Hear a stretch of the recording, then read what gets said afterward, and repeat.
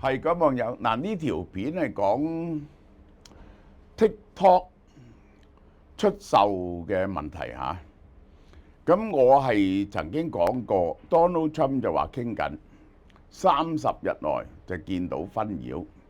咁而家咧就西方嘅傳媒咧就一路喺度傾緊，喺度 discuss 緊討論緊，究竟呢個 TikTok 出售呢件事係點樣樣咧？咁樣嗱，我先 call 一個 TikTok 嘅董事啊講嘅嘢，佢話咧而家咧就有機會咧就係呢個 TikTok 係全世界嘅 TikTok。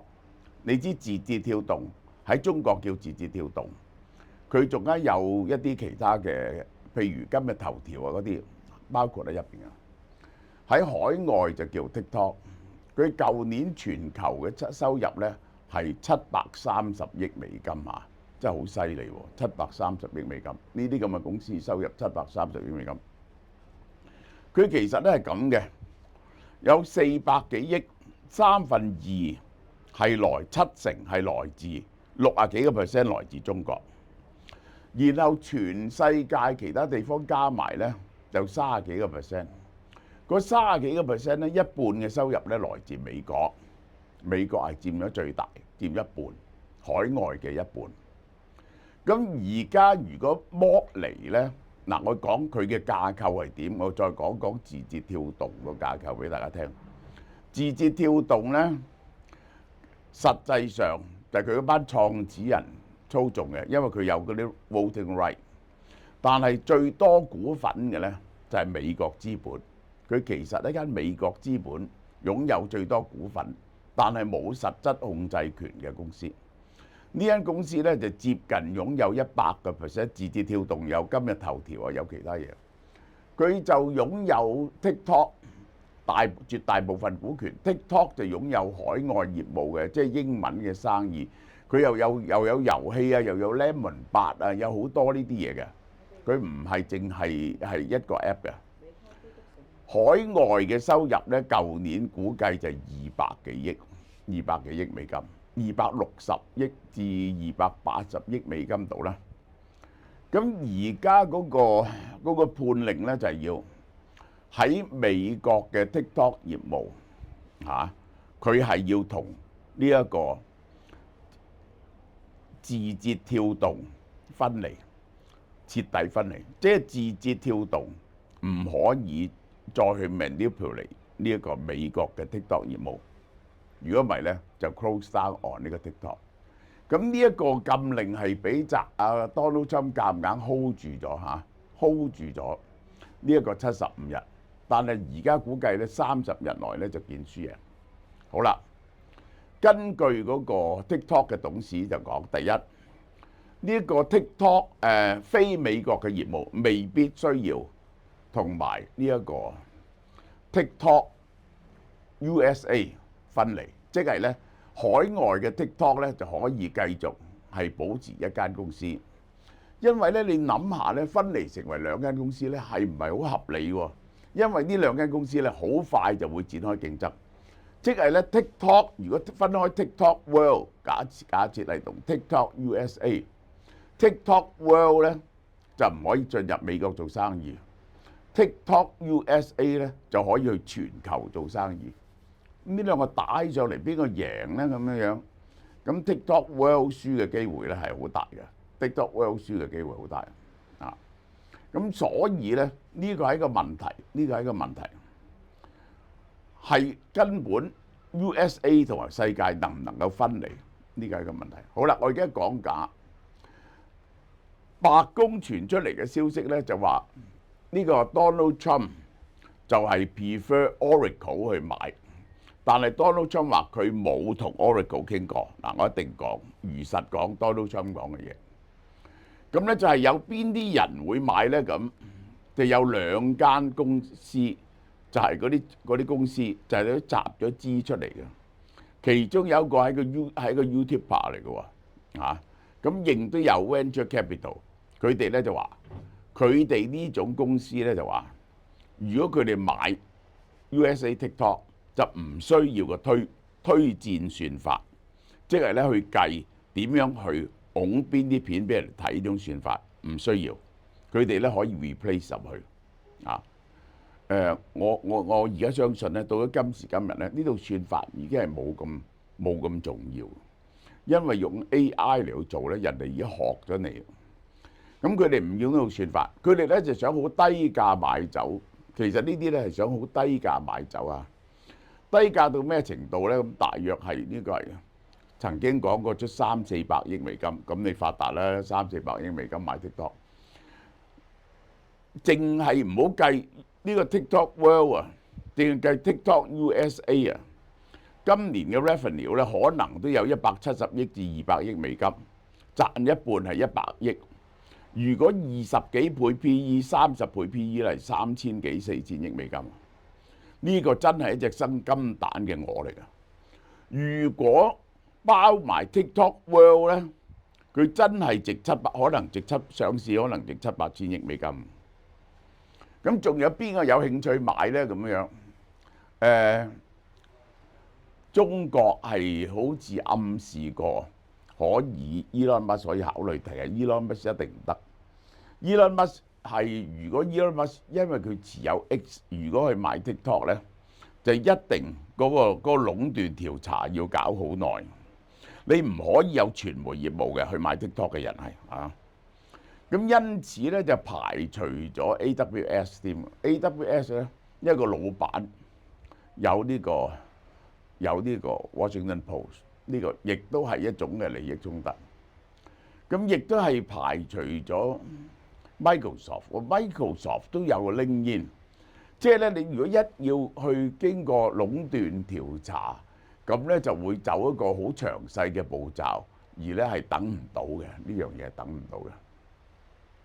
咁就係咁呢一個 Oracle 係一個合理嘅選擇，因為咧 Oracle 咧本身呢個 TikTok 嘅 server 咧就擺喺 Oracle， 咁所以 Oracle 咧就同 TikTok 咧就一路有交手嘅，佢咧就係可以就立即就係只要 take over 個 ownership 同換第二套説法，接收咗佢嘅 database 就可以繼續經營。因為 Oracle 佢根本啲嘢咧就擺咗 Oracle 喺海外咧擺咗 Oracle。咁 AWS 呢一個咧就係佢同埋呢一個 TikTok 啊係有生意來往嘅，發展緊電商生意嘅。而且呢一個係 TikTok 亦都有做電商生意，亦都係有呢個壟斷調查嘅。佢哋話而家嗰套如果如果由 Oracle 去買 TikTok 嘅話咧，佢就係咁樣嘅TikTok 就會唔係 Oracle 會完全接管晒嗰啲關於隱私嘅嘢佢向美國政府負責，即係等嗰啲個人隱私唔會外泄，呢個就係同埋咧就監管埋佢嘅算法，睇下佢係唔係有政治嘅目標，係咪 politically biased， 呢個就將會由呢個 Oracle 接管。嗰套推薦算法咧，就可能咧就係中方如果賣出嚟咧，就可能咧就唔包括呢個推薦算法。就由 Oracle 咧俾一段時間 ，Oracle 搞一套推薦說法過嚟咧，就係接過去嗱。但係我話俾你聽，我而家睇咗哥倫比亞呢單嘢之後咧，我得到個結論就係點啊？30日大家聽住。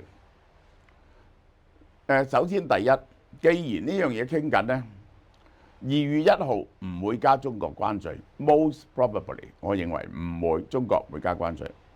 仲有幾日啫，就一定加加拿大同墨西哥。最近嘅星期，加拿大同墨西哥完全冇談判嘅跡象，咁咧非常可能加加拿大同墨西哥關稅，而唔加中國嘅關稅。中國咧就係睇呢個 TikTok 嘅談判。如果 TikTok 談判失敗，立即係加25%啊！加完25%，過多3個月又加25%。如果賣到 TikTok 係點呢？可能係加5%，唔能夠徹底唔加，可能加5%。即係咧，我而家睇穿咗 Donald Trump 嘅策略咧，就係個關稅咧係加硬㗎啦，對全世界。其實一加拿大同墨西哥25%，即係對全世界都加。因為咧，如果唔係咧，你知嗰啲貨物就好似流水咁，係會由第2點再流翻入去美國嘅。美國如果要建立一套咁樣嘅關稅壁壘，嚟到令到增加關稅收入，同埋令到啲 manufacturing job 回流咧，基本上係要對全世界徵關稅，對全世界徵關稅，係基本上係冇人可以有 exception 嘅。大家要認真留意，其中一個受重傷嘅國家，你估唔到咯，就係越南。越南而家係零關稅嘅。斯里蘭卡係零關稅嘅，呢啲落後國家，呢啲落後國家因為落得到豁免嘅，佢係唔會豁免呢啲國家嘅。Donald Trump 係叫我估嘅話咧，而家咁嘅形勢咧，我反而傾向 TikTok 真係可能成功賣出，而 TikTok 咧係有1億7千萬人使用啊。Donald Trump喺 TikTok 發嘅 Twitter 發嘅短片咧，係有60億人次睇過嘅，係600億人次睇過，係好犀利嘅。呢個係對美國嘅政治影響力係好犀利。